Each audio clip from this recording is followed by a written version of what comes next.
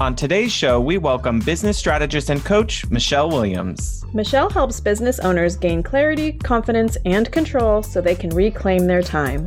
And be passionate about their work. Don't miss her thought-provoking ideas on money management and business mindset. Let's go.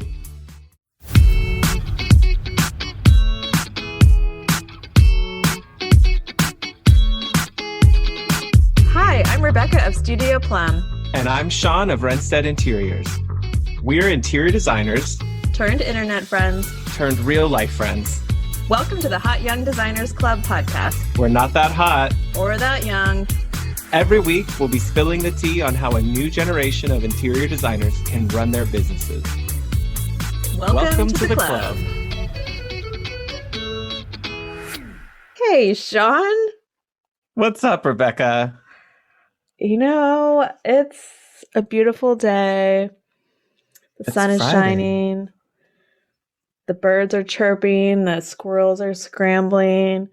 The turkeys are gobbling. The turkeys are gobbling up all the worms in my lawn. It's wonderful. My Yorkie is sleeping. You're a little Snow White over there with all your animals. I And really am. in the little fairy tale town of Sacramento. It really is a dream. Yeah. We got to kind of jump in quick because today's episode is a jam-packed episode where our minds were blown. So we don't want to distract too much from our awesome guest. It was a really amazing episode. We both listened to her podcast and learned a lot. I think that all the hotties are going to get some actionable advice and guidance. Let's jump into our fizzle sizzle so we have plenty of time for all of that. Fizzle for me is, I will have to link to this, but y'all, I've been playing this game on my phone called Merge Dragons with an exclamation point and no space between the two words. And it's one of the most inane and mindless games because the only point is to take three things that look the same, like three blue flowers, and merge them together until they make a pink flower, and then merge the three pink flowers together and they make a purple one. And then you do that forever. There's no winning. Do you get that little like dopamine hit every time they merge? It's definitely satisfying to put like things together, but I feel like my mental bandwidth for decision making that I do for clients all day is really exhausted. So then even the time that Shaun and I are supposed to be spending as quality time, I just want to go sit and play Merge Dragons because I don't have to think. I just sit there and do this over and over and I zone out, and that can't be healthy. Yeah, it seems like it's kind of like Candy Crush 2021 as far as just that like zone out game. Just like match, don't think, just do. I'll warn the hotties who are listening, if you have children, it does have in-app purchases for upgrades and dragons. It's a fizzle because I shouldn't be doing that. That's not where my mind should be. I should just go to bed if I need my brain to rest or something. Yeah, well, maybe like set a timer. Like, okay, you can merge for 20 minutes. And then easily I can do 45. Then it's time to open up a book or go to bed. Or go to bed and open up a book. Or lately I was thinking about breaking out my sketchbooks again and starting to draw more often. I used to take it everywhere with me, but I have so much less desire because I'm not seeing pretty things as often or going places. But I used to sketchbook and just like have you tried sketch. Procreate? I haven't. I really like pen to paper. I will just say I have clients that create pens for Procreate, and the whole reason why they started it was because Lisa is a mom and had no time. Like, she's an artist and she had no time to get all the stuff out, and so the iPad was a way for her to no longer have excuses. But she creates pens, so they have very lifelike feeling to them. She just came out with a pencil box or different kinds of markers. And it's actually really fun and meditative to just scribble. I might get my sketchbook out, take the dog, go to the park, and then just sit for 10 minutes on the bench and draw what I'm seeing, or scribble draw, or continuous line draw, because that makes it a lot less pressure. Right.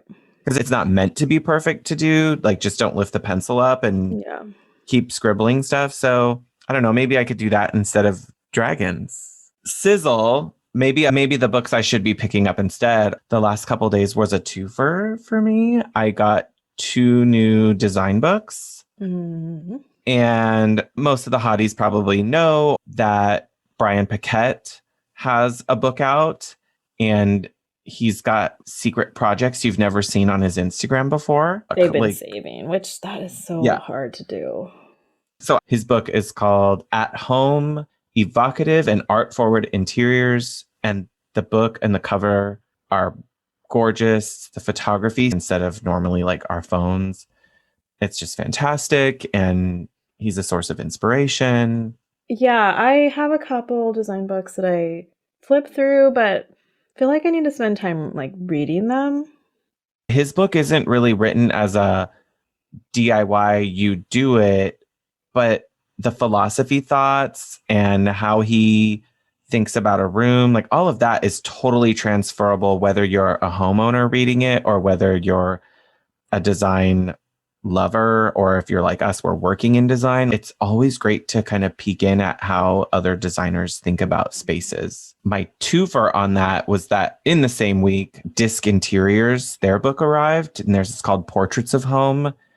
And Disc Interiors is local to me in greater Los Angeles. I would legit quit my job to work for them. Like you would make the coffee, or?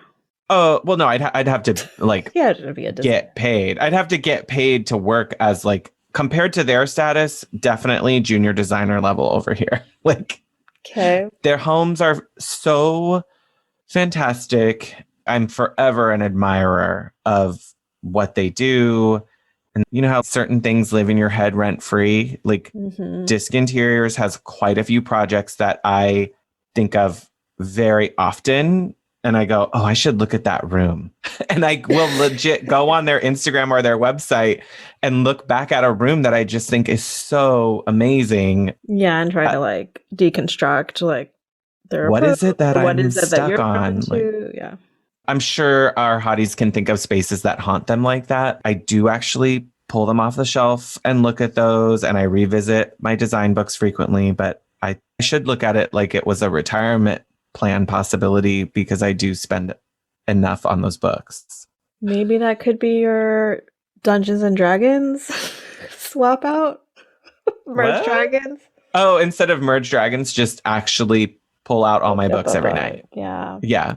I have pull a friend those out who, for 15 minutes. When she was really wanting to increase her reading, she just moved the remote control off her coffee table and put the books there. So you just pick that up instead, so switch them out every week, and I got to do something. I can't sit and play the Dragons game to clear my head. That's not healthy. Got to reduce my screen time like we do for the kiddies. I know. What's going on in Camp Plum? So Fizzle, we're post 1 year of quarantine life, and I'm noticing people feeling like they're dreading going back to society and leaving their house. I feel like I'm having a hard time seeing local friends. It's just extra hard than it used to be, and we're lucky here in California. We've finally been on top of something, and the vaccines are rolling out pretty quickly. Right. So I'm fully vaccinated. My husband is. A lot of my friends are. But it's still like, let's get together soon. Okay, soon. And it's the soon that never comes. Versus when people say, what are you doing next week? The middle of next week, oh, it's on. Yeah, what are you doing this weekend? And I'm a spontaneous person. I'm a 7. I don't mind changing my plans, or I never really make plans. Let's be real, but I don't know, like, I have nothing going on this weekend. I'm a mom. Like, unless I have plans with a friend, nothing's happening. So I don't mind saying, let's get together tonight for a glass of wine. But and what are we all doing anyway? Exactly. We're all still at home anyway. But I have friends that are like, I have a big project due in 2 months. Let's get together soon. I'm like, 2 months? I have one due tomorrow and I haven't started it, but I still come over for a glass of wine.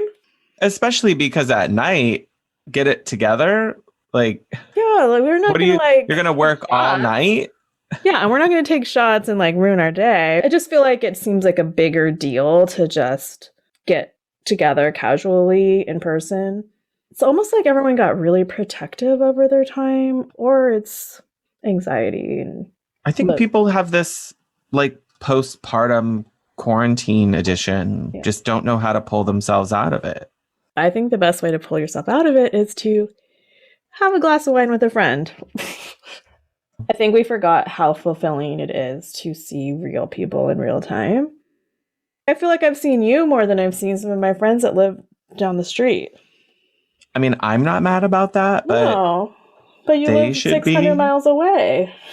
They should be like, well, they're right here. We could get a coffee together. It's that refill your bucket type of life. Yeah. It doesn't sound like it's a personal thing, but it's hard not to take it personally when you're the one who's ready to go and no one else is on board. Yeah, and I feel like my vaccines just hit their 100% efficacy, and I think a lot of people are probably just about there. So now I'm going to be like, let's put it on the calendar.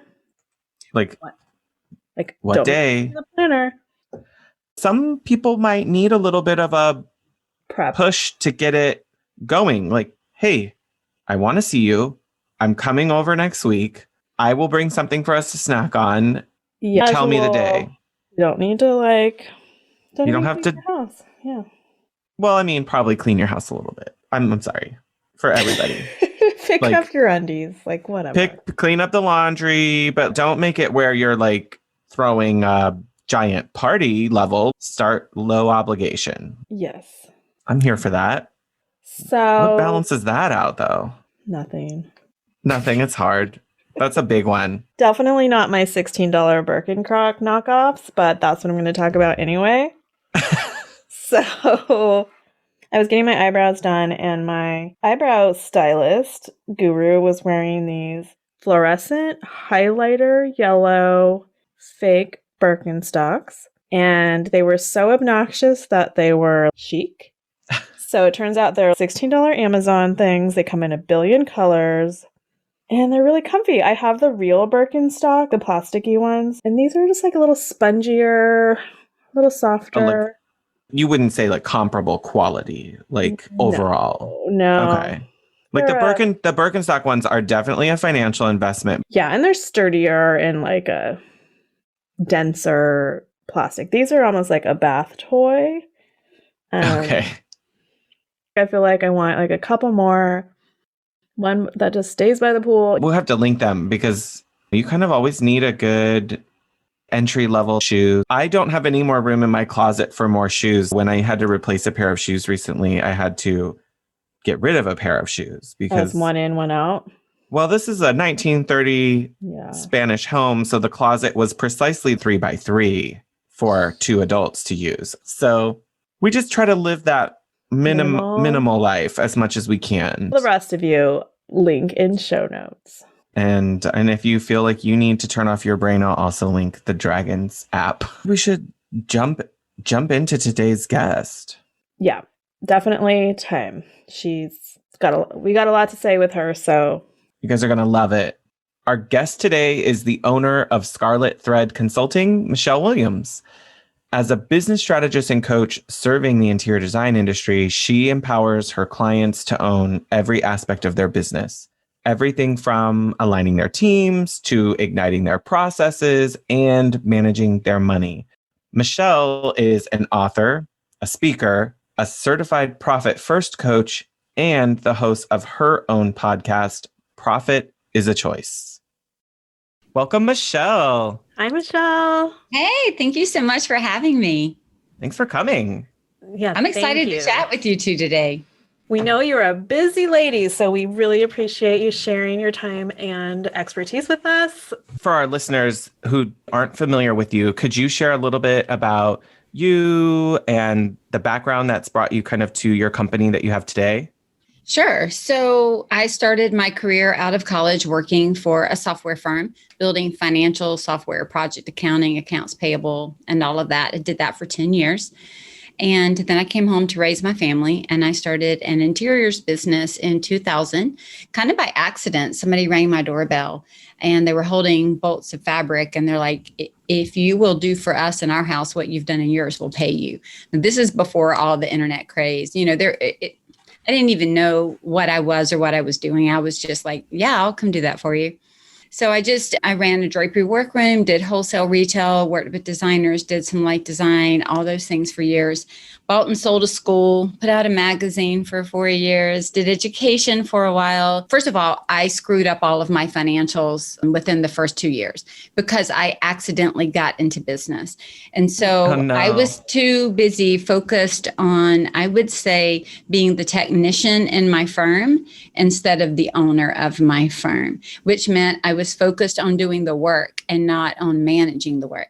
And so I didn't put up good firm boundaries. And about 2 years in, I was like, oh, snap. Here I am with a negative net profit on my P&L, which means my husband, he lovingly called himself my angel investor. My husband is now taking money from his hardworking job to put into my firm so that I can serve rich people in their fourth home. And there seems to be a problem here. And so I need to get this corrected, or I'm going back to my 6-figure salary. And I'm not doing this for free.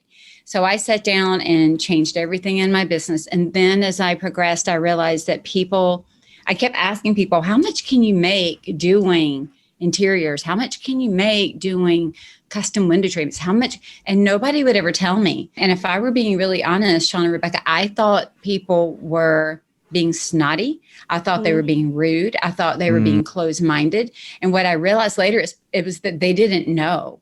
They didn't know what was possible. They weren't making money. They were struggling. And so instead of telling me that, they just wouldn't answer. And so I had this preconceived idea that everybody was making money and that there was this great big thing out there, but nobody would tell me about it. Like it was a secret they were hiding. Yeah, a big secret. Yeah. And then I realized the secret was that they didn't know how to manage the money the same way I had not. And I knew how to do it in my head, but I had not taken it and put it into practice in my business. I was so, I think, in love with the fact that I always call it the Sally Field, like, when she won her award, she's like, you love me, you really love me. That was kind of how I felt. Like, they're calling me, they love what I do, they cry when I install.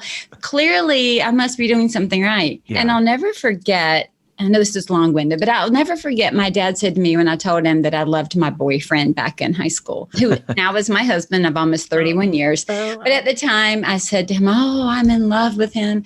And he said, sweet girl, he said, take that to the grocery store and tell me what you come home with.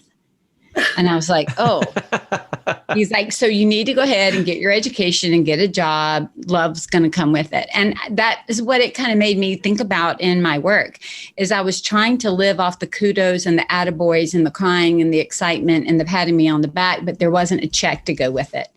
Or a check commensurate with the amount of work that I was doing. So all of that to say, I've done it all wrong. And then I figured out how to do it all right. And so then I started teaching that all the way back in 2008 and 9. And then that led me on a pathway to buy and sell a school, and then to shut down my interiors business and focus on financials and good business practices and how to actually manage and scale a business while doing what you love. I really love that. Absorbing all the emotional conversations that had to happen for you to get to a point where you're saying that, but to know how many hard or challenging conversations had to happen within yourself, but with your family and with your husband. It was horrible. It was horrible. I'm not going to lie. I remember, I can tell you exactly where I was sitting, because I was the one, because I love numbers. I wanted to do our taxes. And Shaun, I can tell you exactly where I was sitting at my kitchen table when I did the numbers and pulled everything together, because I wasn't keeping up with it month over month over month. So I knew money was coming in. I knew I was being paid. I knew everybody loved what I did. And it wasn't until I did the full financial picture, in March, right before you go hand it to the accountant. And I looked at it, and I called my husband bawling, crying. I don't know if you've heard my story. And in my mind, I wanted him to be a girlfriend and be like, go get a glass of wine, take a bubble bath, eat some chocolate. And that's not what he said. What he said was, what are you doing? Like, you're a smart woman. You ran a multi-million-dollar, portion of the business. You had onshore and offshore resources, and you built these financial systems. Like, what are you doing? And he wasn't being rude and hateful and mean. What he was saying was, you absolutely have the ability, and you can change this. That was the moment. And here's what I did. I was like, ugh, I hung up. I was like pissed off. Like, don't do that to me. And now, of course, I know it was because he loved me so dearly that he was willing to say the really hard thing was, you deserve better. And my thing is, they can only walk on you if you lay down. And I was laying down, and he invited me to stand up. And I stood up and thought to myself, I sat down that next day and I thought, okay, am I going to be in hobby or am I going to be in business? What does it look like to be in business? Who are the businesses that I respect or that I look up to? What do they do? And then how can I implement that in what I would consider a micro business, my business? How do I go, the small business is like 50 million and under. How do I take what they're doing and implement it into my business? Where do I put up boundaries? Where do I say yes? Where do I say no? How do I control this thing so that I can be paid well for doing what I love? And that it changed everything. And it was a journey. It's not an overnight shift. But my mindset shifted in a moment. And then I got rid of the table because I was like, I can't be reminded of sitting in it. Has too much bad energy in it now. It can't have it. Yeah. And I think we make the mistake often as women that we equate being well-liked with being successful. Mm-hmm. Like there's some kind of weird two sides of the coin, which they're not. You don't have to be a tough, mean person to be successful. You can still enjoy your clients, have a good relationship, but still hold firm boundaries. Because Shaun and I call him Dr. No. He's like Mr. Boundaries, like boundaries first. And it's comes really, I feel like, more naturally to him. And I wonder sometimes if it's because he's a man and we... Oh, for sure. Because no one has ever pushed back. Well, not no one has ever, but societally, if I say, no, I'm sorry, I can't do that, or that day doesn't work for me, what about this? They say, okay. They go, oh, time, sir. Okay. And right away, sir. But even as women, if we do that, I don't think people are upset. We just assume it or want to be... We write that story in our own head. We write it, yes. One of the things that, of course, hindsight brings so much more clarity than it does in the moment. In the moment, everything feels overwhelming and the emotions are high, all of that. But I think for me, if I were to look back over my career, I've been doing this over 21 years now in this industry. I think because when I worked in software, I had a degree that backed up that work. Mm-hmm. And so it wasn't as much about being liked. It was about falling back on, I had a degree, which kind of said I knew what I knew, probably. A title. I was over a team. I was the manager of the team. I had authority over the work that we were doing. It was different. Now I'm starting a home-based business as a young mom, as a woman. I don't have a background in this. I'm learning as I go. So the confidence shifted. I used to always say, I don't have a group of letters behind my name. I had taken some, interior design courses and things like that, but I'm over here sewing the window. I'm over here making and doing. I'm hanging wallpaper for them, for goodness sake. Wow. Like I was doing all the things because that's what you did when you wanted to get it done. And I didn't feel like I had the confidence behind what I was doing at the time. And so I tended to, and I'm not even really a people pleaser, but I wanted to people please to some degree to even figure out if I was doing it right or wrong. Sure. Do you know what I mean? Yeah. So it just became this perfect storm of pretty much work for free for people's fourth home. Then they tell you, oh, it's wonderful, it's beautiful, and it's like that's great. The affirmations are wonderful, but it doesn't refill the wind in your sails. You can't take that to the market and come home with anything. That's right. I couldn't get braces for my kid. I couldn't go to Kroger and get food. I mean, it just didn't help me. So now what I did was I decided, you know what? I want all of those good feelings. I want them to pat me on the back, and I want them to smile, and I want them to cry, and I want them to have that emotion or that emotional connection to what I've done, but I want them to give me a paycheck.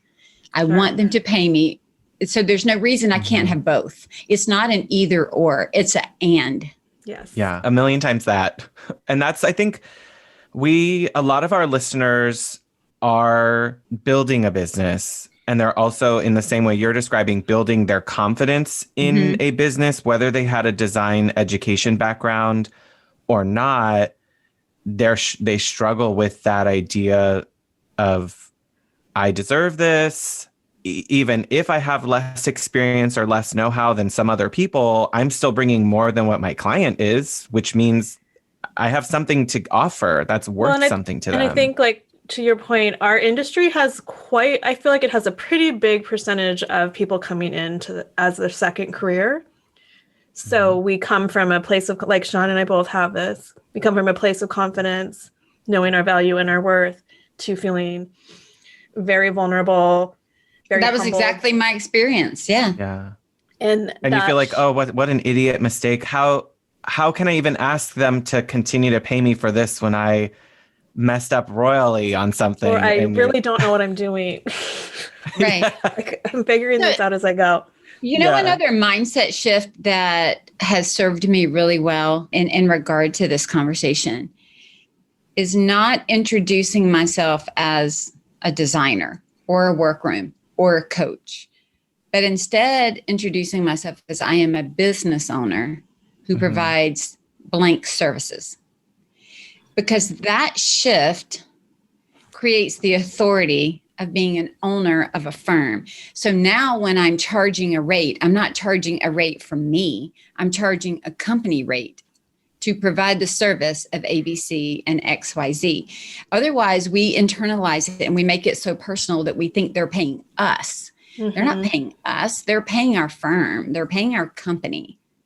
We might happen to be the principal in it at that moment. We might happen to be the only in it at that moment. But nevertheless, whatever they pay us, it's not our money that we stick in our pocket and walk away. They're business expenses. And so when I made that tiny shift of, hi, my name is Michele. I'm the owner of Scarlet Thread Consulting or Scarlet Thread Interiors, and we provide ABC for XYZ. I now have moved from self-promotion to solution promotion. And I now have taken that one step to separate myself from the business. So if they don't like something, I've started building those barriers and those protections for they don't like me, they don't like what I'm doing. And I make it more about the business and less about me. Then it also makes it easier later if I want to hire or bring other people in. Or when I increase the rates, it's not because I'm saying, I'm taking all that home. It's costing more for me to provide this service.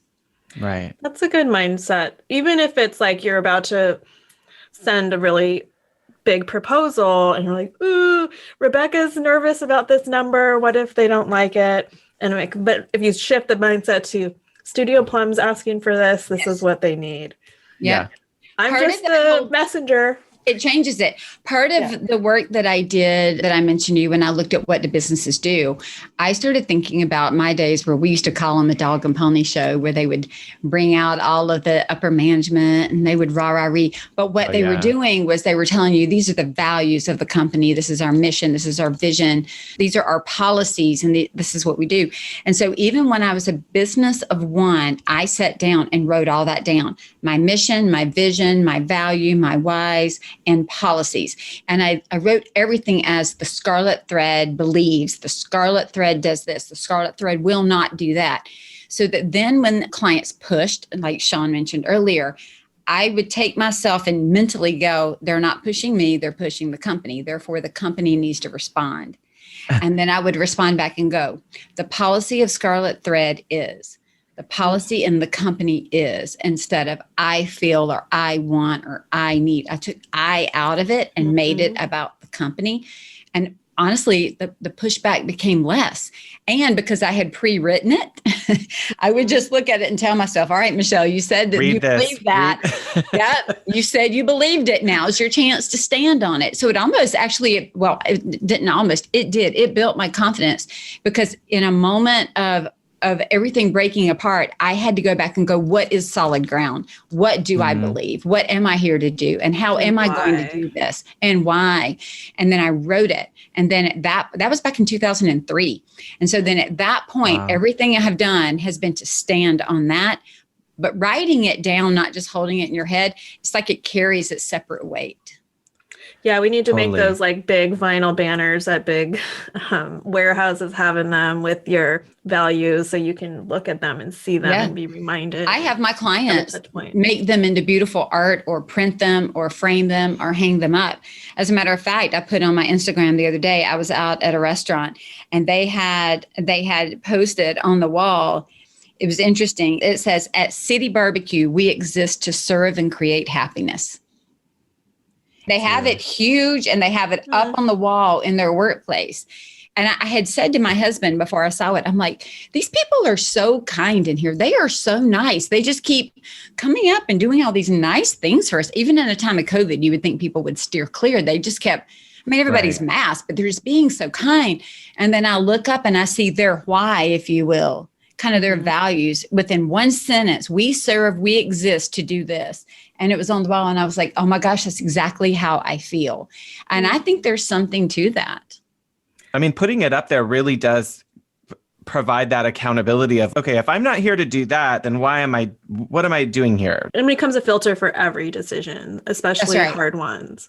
It becomes permissive. It becomes permissive. Think about that. Now, if an employee is standing there and somebody asks them something or says something that is maybe they don't know how to solve it, they know that statement. And their goal is to serve and provide happiness. So now they have a framework for their own decision making as the employee. They know that whatever they do, while it might not be the norm, if they satisfy that, then management's not going to be as upset.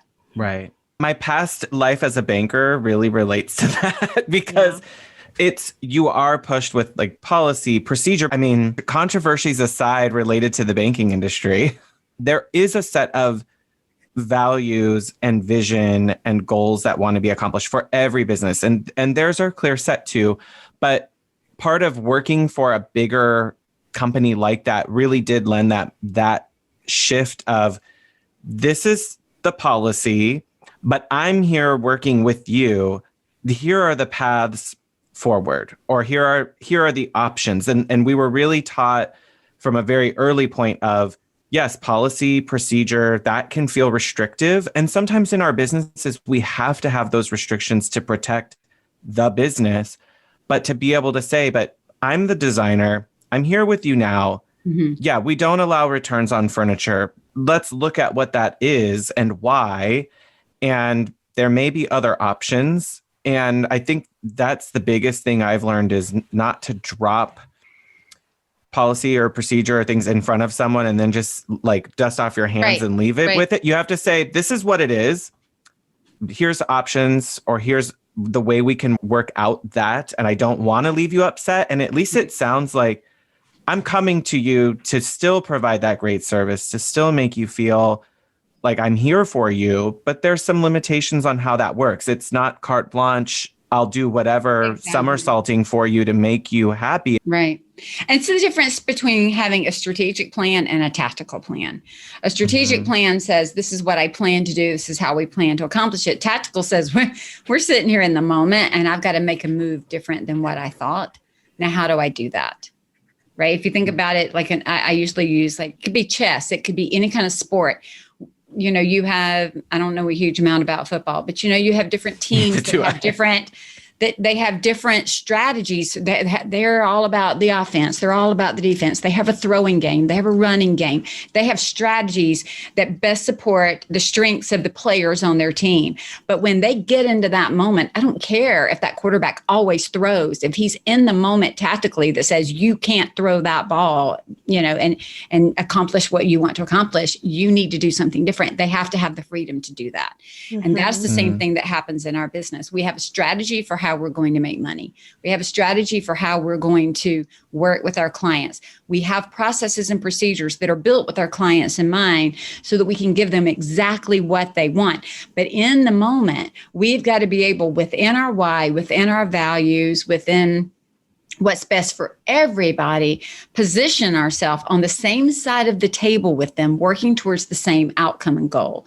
And if we can do that, then they feel like we're in it with them instead of opposed to them. I'm thinking back to some kind of problem that I've had on a project, and you hear about the issue, like maybe the wrong color got used, I don't know. And it just makes you sick. or makes me sick to my stomach. My first thing is like, this is not my strategy for my business, is to create beautiful projects that my clients love, and they are not happy with this. And so my first instinct is just to be sick. But yeah, it's like that. Okay, what's my tactical move? And sometimes I just need to sleep on it, literally, because it feels impossible in the moment to come up with a solution that's going to meet my value system. But then usually with a little bit of time and thinking, it comes to me like, okay, I can resolve this. I'll take some of the responsibility, figure out a way to make them happy. Maybe it'll take a little time and money on my part, but the tactics can still be resolved. Align. Yeah. A lot of times a great way to do that too is to sit and think, what is the outcome that both of us would like? Yeah. And then work tactically to get that, right? And I think sometimes we think that the client only wants it solved one way. And if we open up that dialogue that says, you know, what would make you happy? What would make this okay for you?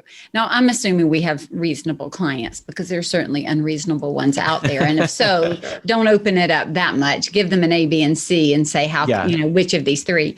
Yeah, but I think sometimes we assume that people are wanting the moon when they're really just wanting 3 steps ahead. I mean, I think we always go to worst case scenario, I think, as humans. Kind of like even when the phone call comes in after an install, you know, and you get that, oh, what did they not like? What did I do wrong? And instead they're calling you, I just want to call one more time and tell you how great it was.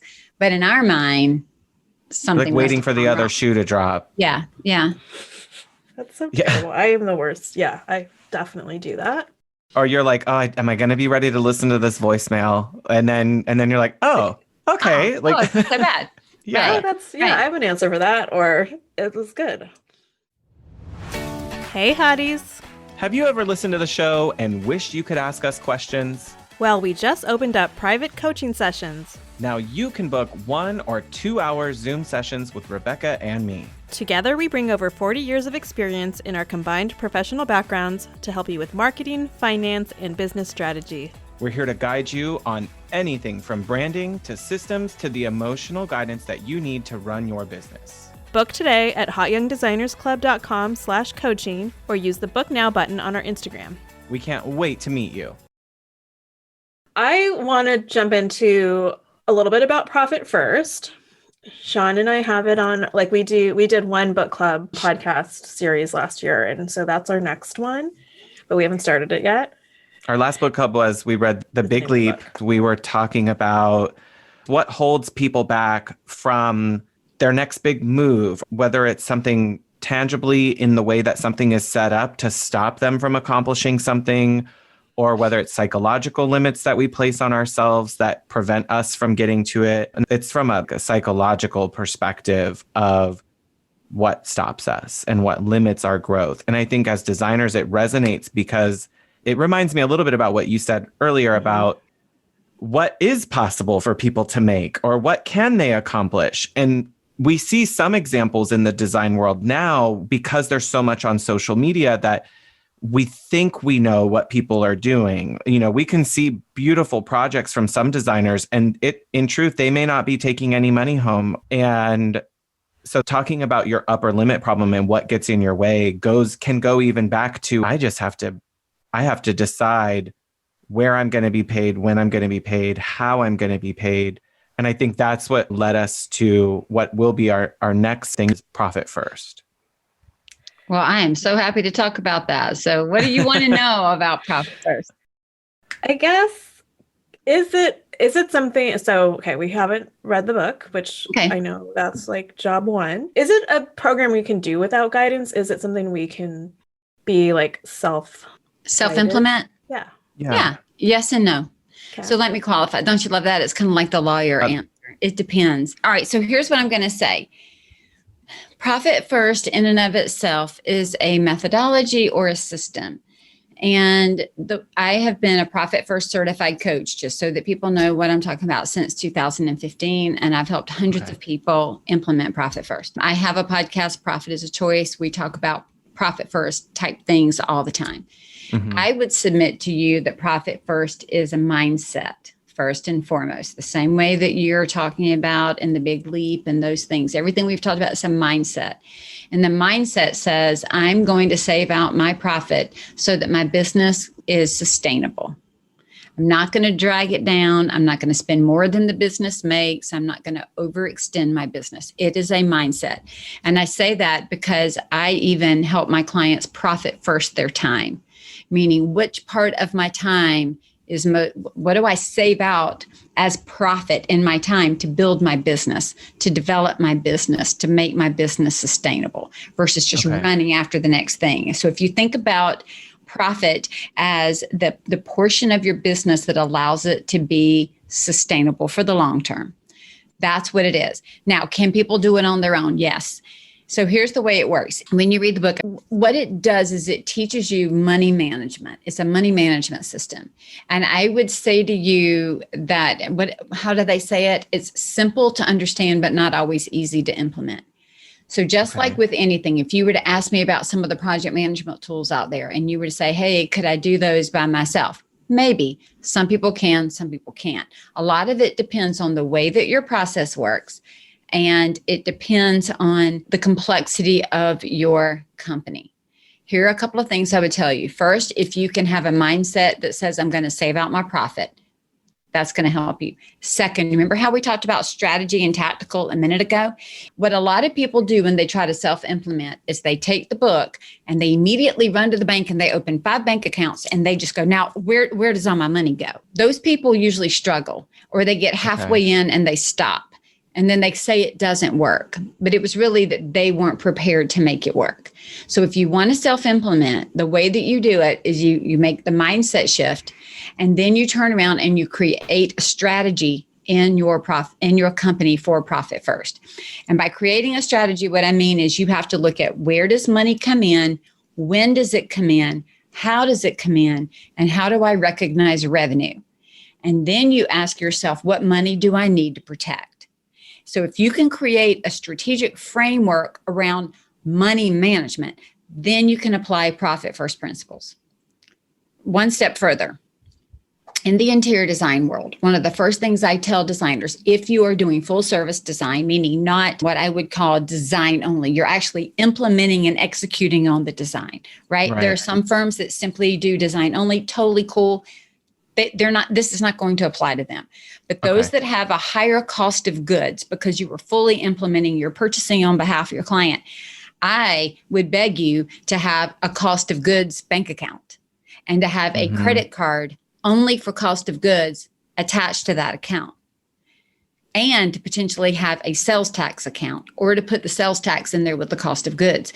What that does is it protects that money from being used for the operation of your firm. So you're choosing not to commingle money that your client has given you to steward to buy the product on their behalf with the money that they have paid you for the services that you're rendering. And so the design firms that I see that can get overwhelmed and in trouble is they have one credit card and they've got operating expenses on that card. They have client purchases from vendors on that card, and the Amex is running up to 20, 30, 50,000. They've got money coming in. It's all in one bucket, and they're robbing Peter to pay Paul. But if you take and move all of the cost of goods into an account and have a credit card that only goes to that for cost of goods purchases, it can never be absorbed in the running of the business. Now that means the business has to run on primarily two income sources. It runs on the income source of time and services. So it is either going to be design billing or design fees or flat fees, but it's for the service that you do. And it's going to run on profit on product. Yes. So remember when I said you have to make a strategic call of when do you recognize profit? Well, if you sell a sofa to a client for $10,000 and you're going to pay the vendor $5,000, when does the other $5,000 become profit that you can use to run your firm? Usually we don't recognize profit until we have completed the sale. What does it mean to complete the sale? It means they've given you money, you've ordered the sofa, you've installed the sofa into their house, the sales loop has been completed, now I can recognize profit, which means you could be sitting with an extra $5,000 if they pay you in full in advance in an account for these days, 8 months to get that or longer. It's so rough. that you can't bring into the company and use. Right. Because you've not really earned it because you haven't closed the sale. Some firms don't do that. And so what they're doing is they're eating up all the profits, but they've not even closed the loop. So now what happens is down the line, they got to go buy another sofa. They've got to go do something else. And now they start getting themselves in trouble. Or something comes in, the ottoman is damaged and you got to take it back to the upholsterer. It's your fault. You've already you need that from that money. Yeah. And I think that's where we've been leading up to this. We've been talking more about product revenue and that as a separate income source and having that as part of your business strategy. But it's not this like pot of gold until everything's resolved, everyone's happy, the client's gone. Right. Because the profit could easily go from 5,000 to 4,000 to 3,000 based on you have to have, let's say you had to bring in an upholsterer to make something right, or you had to bring in somebody who did some type of wood restoration for the legs and you had to return that and send the installer out twice and take it back. The wrong side of sectional. All of it. I recently started working with a bookkeeper this year that she doesn't invoice until what you're saying, the project is completely done. So I just work in proposal. Stuff is getting delivered. Until the project's done. So I just work in proposal mode with clients. They pay me on proposals for a product. And then the whole project is invoiced and closed when it's installed. Which is a different terminology. It's just different terminology there. And it's a different way of accounting so that it also has to do with sales tax and when it's collected and how it needs to be paid, whether it's an invoice proposal. But regardless of how they're paying you, in the grand scheme of things, if they give you, let's say, again, that $10,000 for that sofa, what do you do with the other 5,000? And when do you bring it in to actually run your company? That's the strategy decision that each person has to make. And what I find is people that try to self-implement without thinking through money management, how the money will be managed, how is income managed, how are expenses managed, they're the ones that struggle with self-implementation. The ones that do well are the ones that sit down and work through all of the strategy that says, here's how I'm going to invoice, here's where money comes in, here's where I'm going to recognize it, here's where I move it over into an area that I can actually spend it in the company. They're the ones that are able usually to self-implement a little more. And I know you do one-on-one consulting. Do your group programs go through that? Yeah. So I have 3 ways that I help with Profit First. One is I have a course called Master Your Profit. So what it does is it teaches the strategy for the interior design world. What do you do with cost of goods? What do you do with sales tax? What do you do if you have to buy inventory? What are the things that you need to do and how to manage and how to self-implement? So I have that course. Self-paced course. In addition to that, I have my hybrid coaching, which is similar to a group coaching experience, and my one-to-one. And in both of those, we cover that along with, remember when I made the comment about overall, how does a business run? It's a very holistic approach with what is your why? What are your values? What are you trying to do? When do we bring in money? So it's really helping us understand how we flow everything through the company and how it shows up in our money management. It's something that no one's really taught. Like design school doesn't teach any of this. No. I think a lot of designers, if they're on their own now, which is many of our listeners, but even if they're working for someone else, they're learning this from another designer or a firm or someone that they were kind of a part of a bigger piece. And so you don't see all of that when you're working for another designer or you're interning for them, or you don't know that. But oftentimes you're picking up really bad habits. So now you're like, that just must be how it's done. I come from a previous business that I co-owned that was primarily service-based only. And moving into this business, all that you're saying, I completely relate to. I got into that issue last year where I just had one big bucket of money. And especially when these back orders started happening, I was just manually printing out papers. I'm like, this $2,000 is for this. So, and I haven't been charged for it yet. So I need to not wait. spend it, Right. don't use it. That's And right. be waiting for them to charge me one day between now and Yep. 6 months from now. Yeah. Like, I have no idea when that's going to be. So here's the theory Really behind stressful. Profit First for those that haven't read it, or maybe this is new to them. What is so cool about the way that it works, and people get freaked out at 5 bank accounts, but seriously, don't let that freak you out. What you're doing is you're parsing out the money so that it can do the job it was intended to do. And it is actually so freeing, because I was just talking to another firm about that this morning. When I go look at, let's say, a bank account that has $50,000 in it, okay? But I'm not realizing that a good portion of that is going to pay these vendors that have not yet invoiced me, Sure. and that I have to make payroll, and I need to, fund the 401k program for my employees, and I need to pay myself and blah, blah, blah.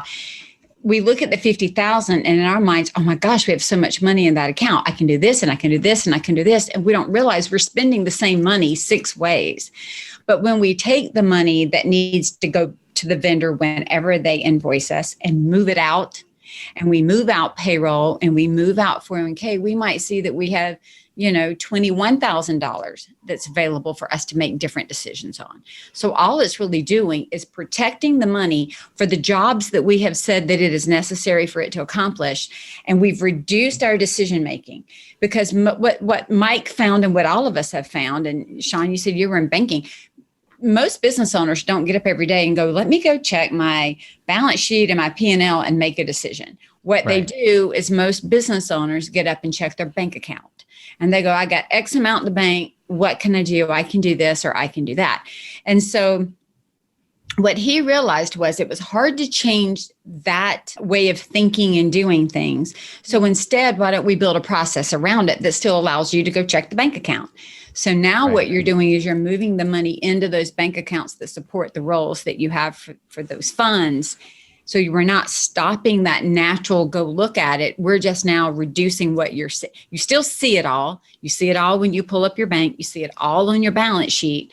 But now it's in buckets, smaller buckets that are easier for you to think about and easier for you to manage, instead of everything thrown in one bucket and doing exactly what you said, where you were printing everything off and trying to parse it out on paper.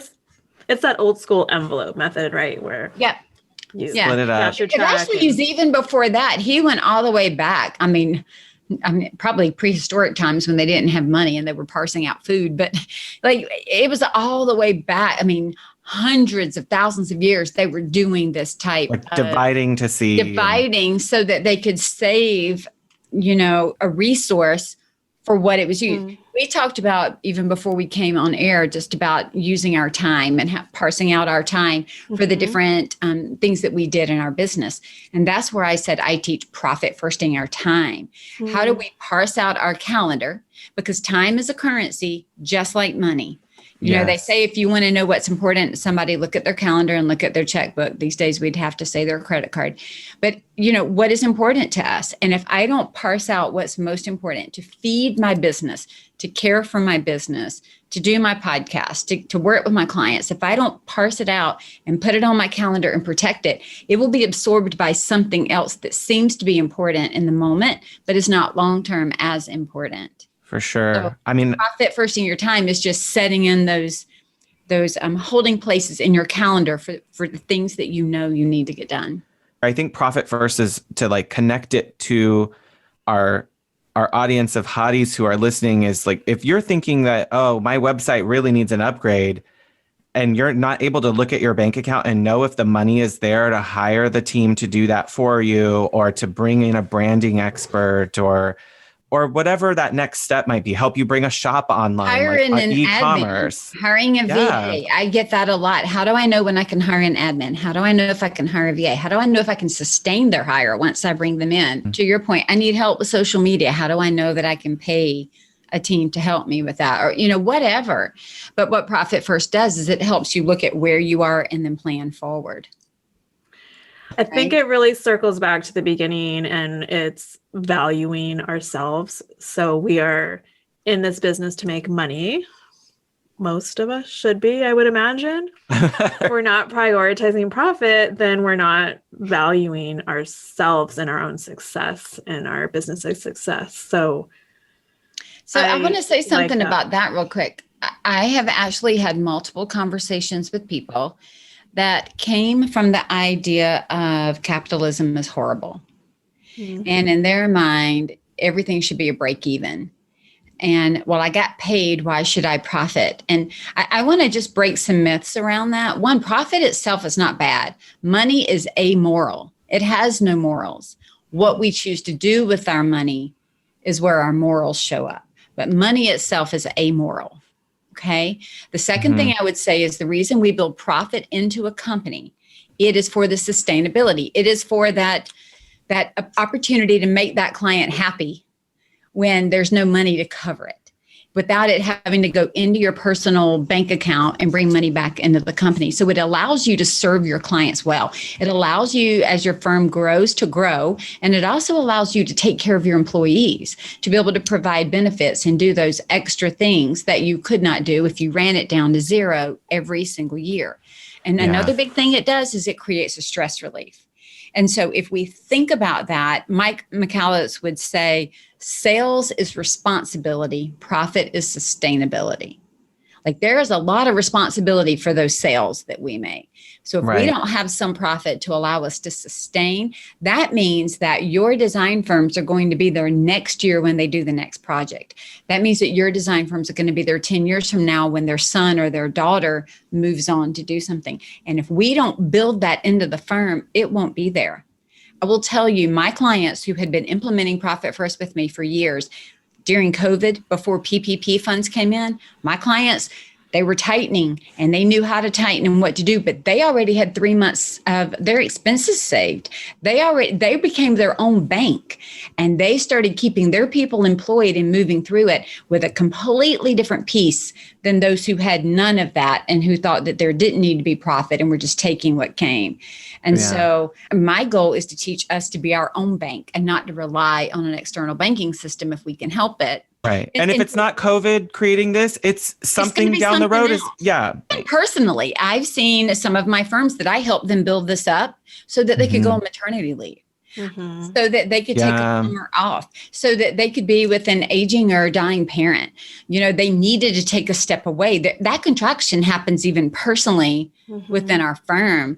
And you want to be able to have the freedom and the flexibility. Yeah. We just can't be down to we're living on every crumb that comes in. It's kind of like there's a buffet out there. And I'm not talking about hoarding. I'm not talking about pricing without integrity, none of those things. I'm talking about pricing correctly. Like I'll give you my quick cheat sheet on making money. You ready? Okay. Sell the right product and service to the right person at the right price and manage the heck out of it. That's it. And that's it. That's it. Right product and service to the right person. So what is that? That is the perfect package that you offer, perfect service that you are set up to do. Right person, that's ideal client. Right price, that means pricing with integrity. It's a number that is fair and reasonable for them and fair and reasonable for you. After that, that gets you to gross profit. After that, it's a management game. Do I need it? Do I need it now? Do I spend it? Do I spend it here? What else doesn't get done because this gets done? I mean, that's really, in the simplest form, that's all that it is. I feel like that's a mic drop right there. The management piece? Just like that strategy. That on a t-shirt. Right product, right person, right price, manage the heck out of it. It's just like, this is what we're trying to get. Plan. That's it. That's it. That's amazing. I mean, I think that's a huge shift for a lot of creative business owners, and that's who you see every day. So I know that you feel that from a lot of people, where we're not just here being starving artists. We're not just here to create beautiful things. We can create beautiful things in our own homes and not have to monetize it as a business. So that's where you earlier said, like, is this going to be a hobby or is this a business? And for some designers, that's going to be a challenging conversation, because they might realize, you know what? I don't want to do this on my own. I'd rather work as an individual contributor for another company and then have my passion separate. And that brings me personal joy and fulfillment. And I will fill my bucket that way emotionally, but I will work for someone else financially and cover that for myself. We know that a lot of our listeners are entrepreneurs, but I don't know that everyone has to be sold this idea. Like, you must be an entrepreneur to be successful. It's like, not necessarily. Not everyone's cut out for it. You know, and even that, when I'm coaching, I don't do cookie cutter, because when people come to me, some will say, I really only want to work 30 hours a week while I'm raising my children. And I'm like, great. Tell me what you have available. Now let's maximize that and make the most we can for what the inputs are. Somebody else is telling me, my kids are all leaving. This is where I was a few years ago. My kids are all going to college. Now I have all this time. I want to throw myself into this, you know, all the way. Okay, fine. Tell me what you have to invest, money, time, effort, energy. Now let's maximize that. And then I'll have them on the other side. I've got grandchildren or aging parents, and I want to work less again. Fine, let's do that. The goal of it is, if we're going to own our own firm, if you're going to own a company, companies are created to create profits. And so whatever it is that we are putting in, it is to do it with integrity to make a profit, so that the company can be sustainable. And so it doesn't look the same for each of us. I've got some that are, you know, working with design developers and builders, and they're building homes. I've got some that are doing e-design only. I've got some that are doing staging, you know, some that are just doing some of the other pieces and parts. It doesn't matter. What matters is that we recognize that we are business owners who provide a service of fill in the blank for profit, so that we can then put money back into the economy doing other things. I hire so many people with the profits that I have so that I can give back and keep things going. I'm able to give money and contribute to things that matter to me, or that matter to those that I love. I can't do that if I don't have it. We can only give out of abundance. We cannot give out of depletion. And so if we're building a business of depletion, we're starving everybody around us. Yeah. We're stingy. We start becoming stingy. We start becoming sad. We start thinking that there's not enough, versus it's like that scarcity mentality. Scarcity, yeah. As opposed to thinking there is enough. Let me focus on doing what I love to do and can do really well, knock their socks off, and then take the profits and give back or pay back or do whatever. Right. Here for that. This is really hitting me where I need to hear it. I just needed to hear this today. I'm thinking we need another discussion after you read the book. Oh, I love that.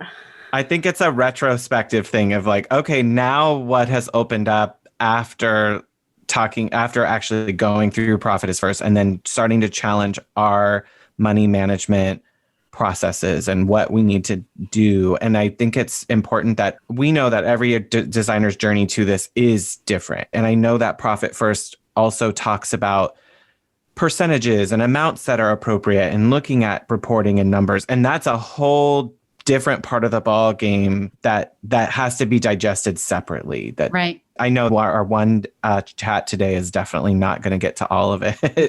You know what, though? Again, I wish I had this kind of conversation prior to even jumping in to reading the book and going through it. And I was already doing pieces and parts of it by the time I got to the book. But I think it's because everything we do is about what we believe. In the book Atomic Habits, he talks about our actions are predicated on our identity, and our identity is predicated on our beliefs.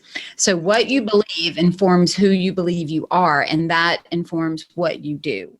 And so if we look at how we manage money, you know, the conversations go all the way back to, how did my parents manage money? How did I see it managed in another design firm? Was there enough? Was there not enough? Was it talked about? Was it good? Was it bad? And so that's why I say we have to have a strategy for this before. But if you can create the strategy and get the mindset correct, then Shaun, by the time you get to the percentages, it's just math. Right. But if you don't have all those things in place, the math feels overwhelming, because you start thinking, I can't do that, versus I want to do that because it makes sense to me. Yeah, the emotional piece really gets in the way. Yeah, it really does. For everything. I think it gets in the way for everything. The majority of success happens in our head. Then it comes out in what we do. Absolutely. Yeah. And this is something we talk about a lot, and I think it's not talked about enough. This has been really, really helpful. We want to ask you a few questions that we ask all of our guests. Okay. Ready to do something a little bit different? Yeah, let's have at it. So we have these burning questions. We've adjusted them a little bit for the new year. Number 1, what is one piece of advice you would give designers to help them attract their dream clients? Okay, so this goes back to what I said at the very beginning, and it would be this: know who you are and know what you love to do and tell the story. Mm-hmm. Because if we know who we are and we like our values and our why and our mission and our vision, we have an idea of who we are and what we want to put out into the world. We know how we want to do it. If we tell that story, our ideal client, it'll resonate with them. It'll pull them. It'll draw them in. It'll be like honey, and they'll come to it. A lot of times we don't get our ideal client because we don't even know who we are. Yeah. And so I always talk about it's like going fishing with the wrong bait. Mm-hmm. You know, you got to put out the bait that you know your fish will bite. And that means you got to know who you are and what you want and then go out instead of figuring out who they are. Okay. What have you done for professional development recently that you would recommend to our listeners? I took my business on vacation. Ooh, that's nice. Yeah. So I always take time at the end of the year, beginning of the year to do a strategic plan. But I'd been feeling this need to go on vacation with my business because it's something that I'm building. It's near and dear to my heart. And I see it as an extension of me, but also separate from me. And so I told my husband, I said, I really feel this need to be alone with my business, but not in my workplace.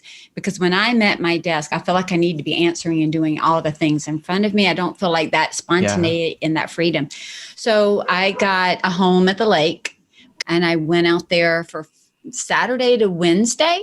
I actually just fell in love with my business again and recommitted to the goals that I set. I woke up when I wanted to wake up. I journaled, I wrote, I planned. It was beautiful. Next year when I do it, or if I do it again in the fall, I'm going to take an entire week. That's awesome. Third question. This is more in the design category. So what is one design element you've been drawn to lately? Wallpaper. Mm-hmm. And you know why? Our first house was in the 80s, in the early 90s. And we bought a home from somebody else and they had wallpapered everywhere. And I swear if it was a flat space, they wallpapered it. And I spent many, many hours with that little round thing, trying to get all scoring getting all that nasty wallpaper off the wall and then trying to prep the walls and paint the walls. So I kind of swore off wallpaper for a long time because of the pain and torture of getting 80s wallpaper down. Like I can only handle so many ducks and geese and baskets and blue and mauve, right? Yeah. Like it's a real PTSD moment around all that. But now when I'm looking at the new wallpapers and the colors and the vibrancy and the ease of application and taking it down, I'm now trying to get my courage back up to think, okay, where can I do that again? If you could live in a set of any TV show or movie, what would it be? If I could live in a set for the beauty of it, I would choose Bridgerton. I love the costuming. I love the sets. I love the whole thing. I think is gorgeous. If I could live in one just because it would make me laugh, it would be Schitt's Creek. Oh, yeah. Just for your friends. Yeah, just so that I could laugh at what was going on because of the hilarity of it, I would be Schitt's Creek. If I wanted to be beautiful and pretentious and all the little cute costuming, totally Bridgerton. Yeah, because you don't want to live in the motel, but... Yeah, you don't want to live in the Rosebud Motel. But I would like to just like show up in the diner and just see what they're doing. Yeah. Oh, that's a good one. Okay, last question. What is one non-living object you would save from your home in a fire? Pictures. I have a lot of pictures prior to everything being digital, and they've not been digitized yet. All the way back from grandparents, great-grandparents. So I think I would grab the big box of all the photos and try to run out fast. Michele, this has been amazing today, and we really, really appreciate it. Can you share with our listeners how they can find you? Sure. So my website is scarletthreadconsulting.com. I hang out on Instagram as Scarlet Thread ATL, and I'm on Facebook as Scarlet Thread Consulting. And on LinkedIn is Michele Williams. So you can find me on all of them. We'll put links to the show notes for everything that you shared with us today, as well as your site, so everyone can find you faster. That sounds awesome. Thank you again for having me. I love the conversation. Thank you. Thank you so much, Michele. Thank you. Until next time. Stay hot, designers.